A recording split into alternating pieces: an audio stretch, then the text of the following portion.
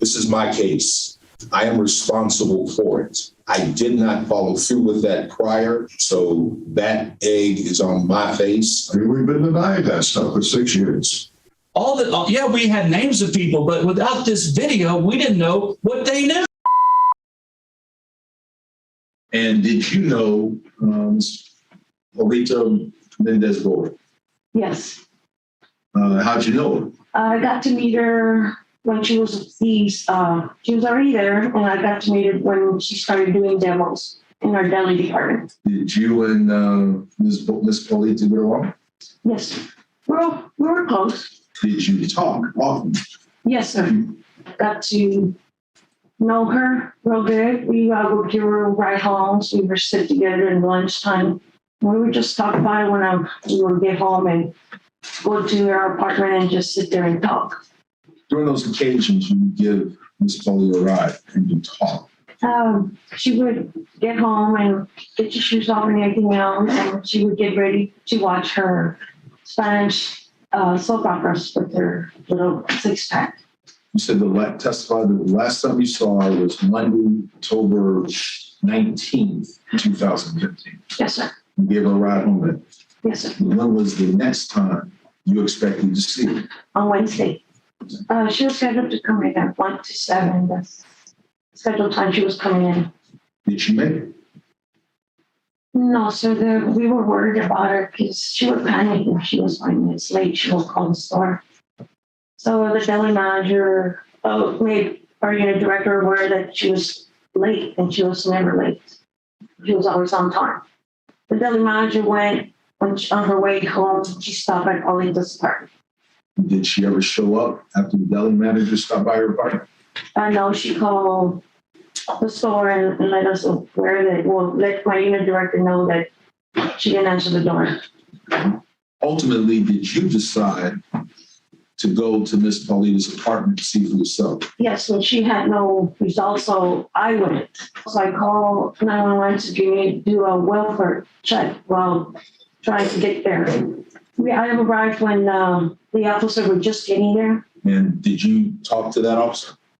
Yes, I said, he goes, I'm here to do a welfare check. And he asked me why. And I said, she doesn't answer the door and she's never late. I'm just worried about her. Ultimately, did you yourself go into the apartment? I was at the door, I turned the knob. And that's when the police officer stopped me and said, don't let me go in there. And he did. Yeah, it was a friend of our station. She wasn't quite recognizable at the moment, but I feared that it was her because I knew she lived in this complex. Who are we talking about? We called her Paulita Boyd. Everyone on the station there was Paulita. And I knew she lived in the complex. I'd never been to her unit. She'd never had to call for us on my shift. But because the responses in the area, the guys knew she lived there. Someone would honk the horn when they drive by access road to kind of say hello. It's a unique situation. I never in city this big, I never called on somebody or had to pronounce anybody that I knew before. Ultimately, what were the findings of your autopsy? My findings show were that Ms. Boyd had multiple blunt force injuries and strangulation. Ultimately, what did you conclude as being the manner of her death? The manner of her death was homicide. You got lots of leads on this, did you know? Yes, sir. There was a cell phone video alleged to have been in existence somewhere. Yes. And what steps did you take to get that cell phone video?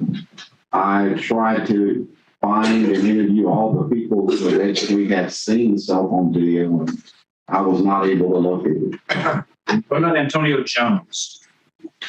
Antonio Jones is a person that came up as possibly being involved with this cell phone video, and I can't remember if it was me or Detective Angel who interviewed.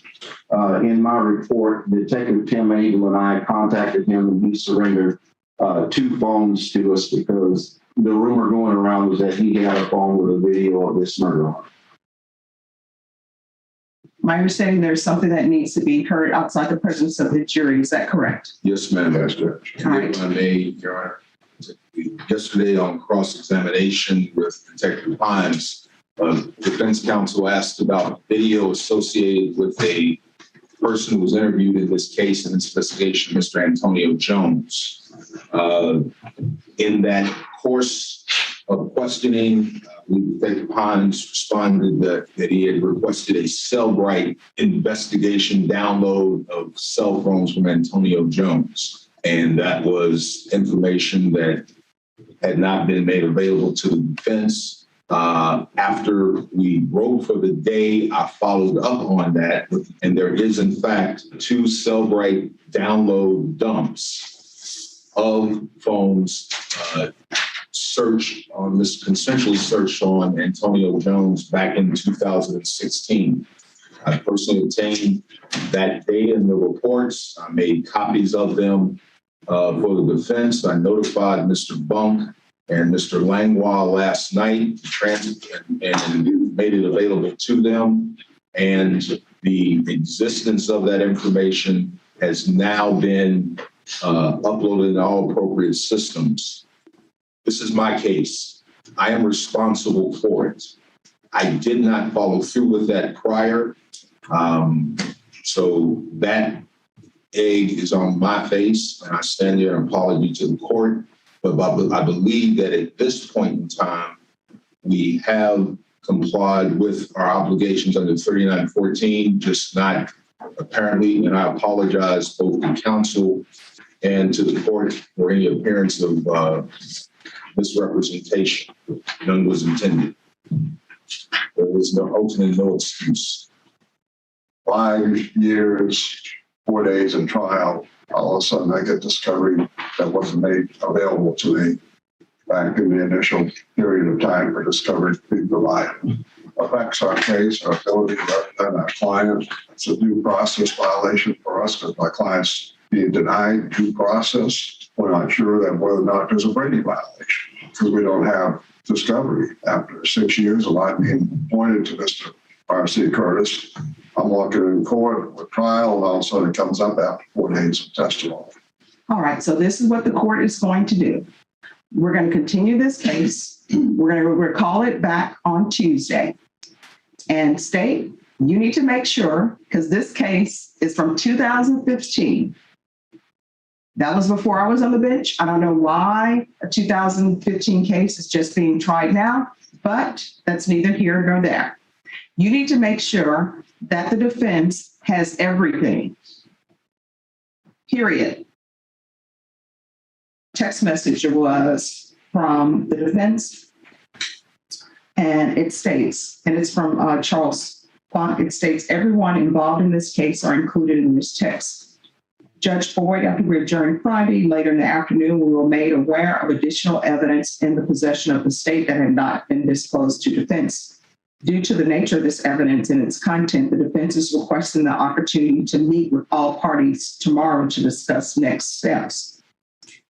All right, defense, you said that you are in receipt of some information. Charles and I spent a good portion of the weekend reviewing 15 gigabytes of information that was provided to us Friday. Contains some interesting facts that were unknown to us at the time, and development of some perhaps new, perhaps witnesses. All right, you say interesting facts. What interesting facts do you speak of? Well, there's a video of a Anthony Jones. Difficult to hear the video because it's speech pattern and it's very difficult to understand. Judge, if I may real quick, Yes.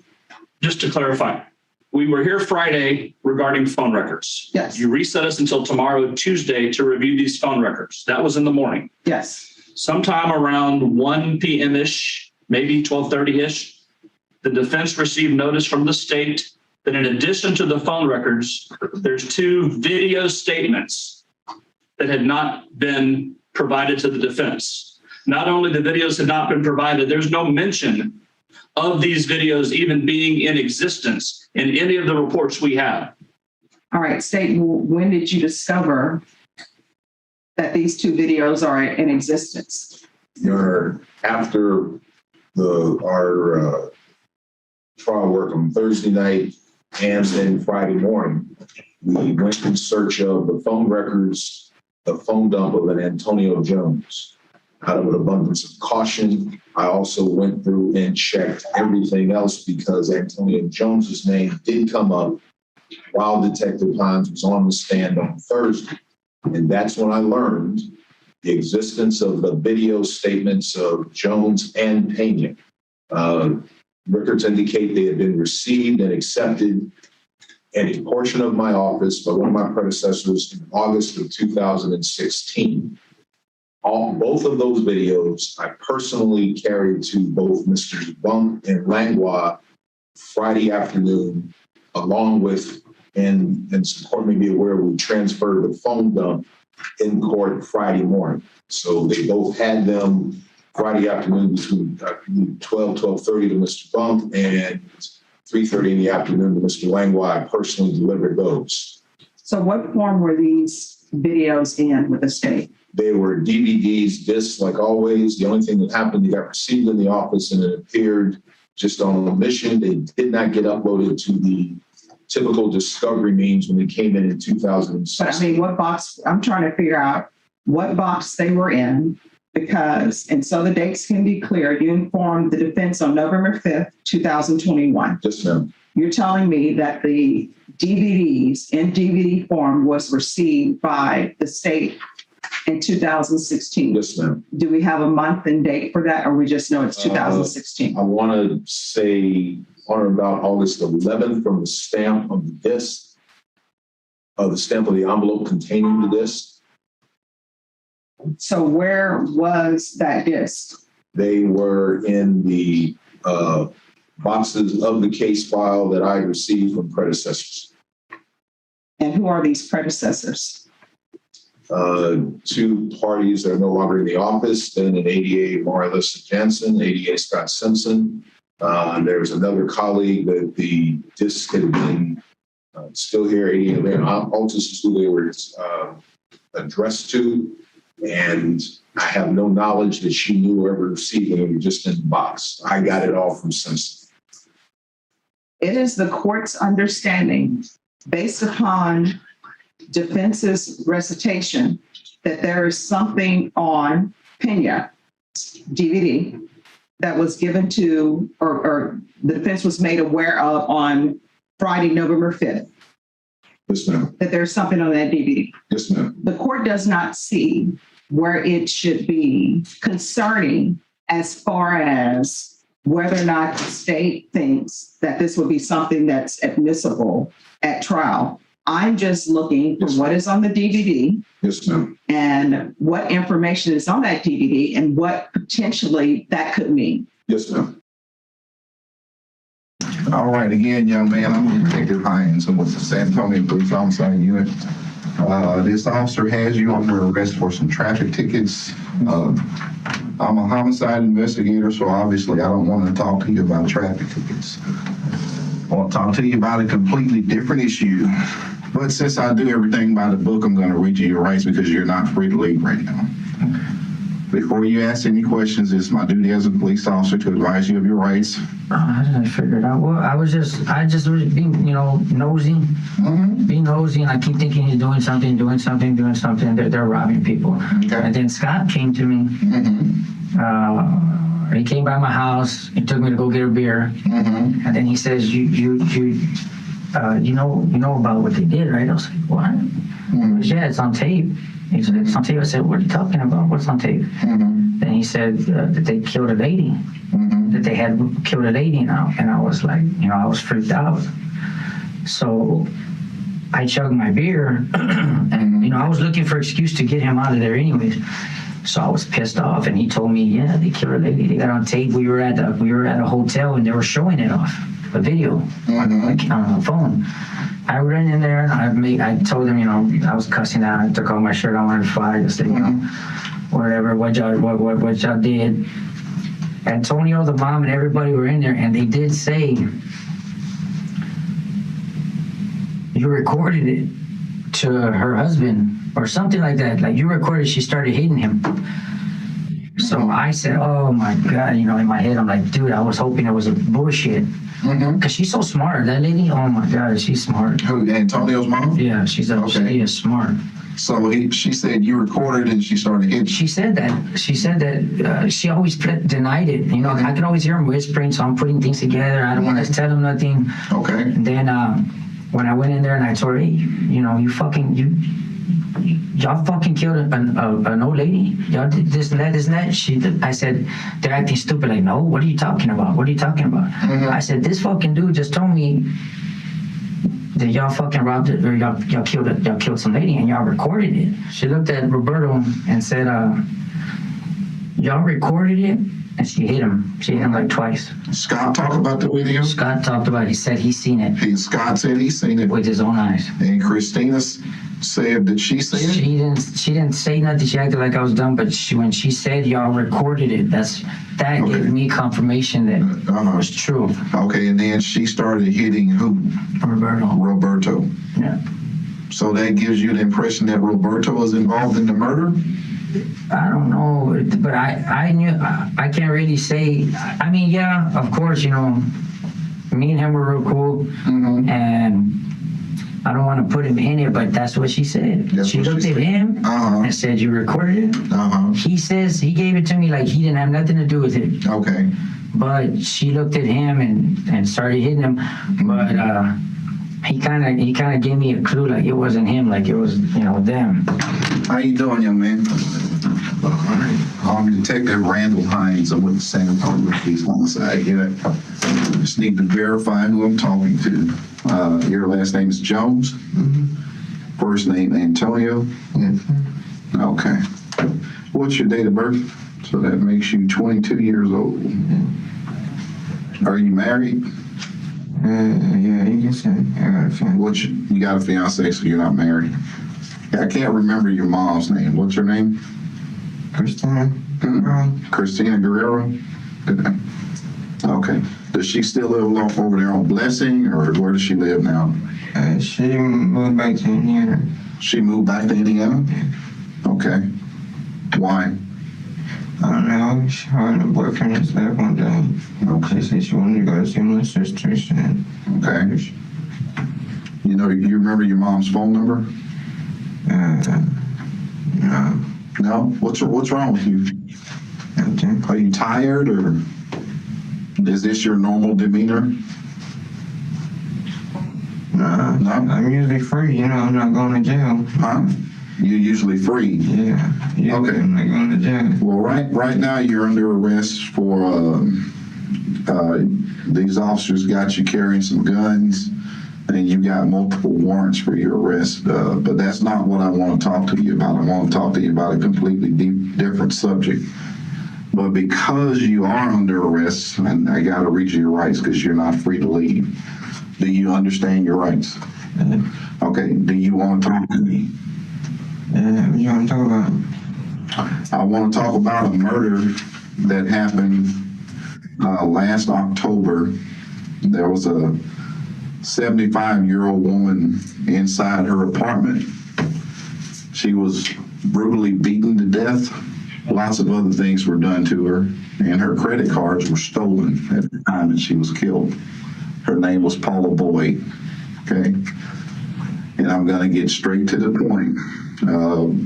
After she was killed and after I arrested a bunch of people, I started hearing grumblings about her murder possibly being captured on a cell phone video.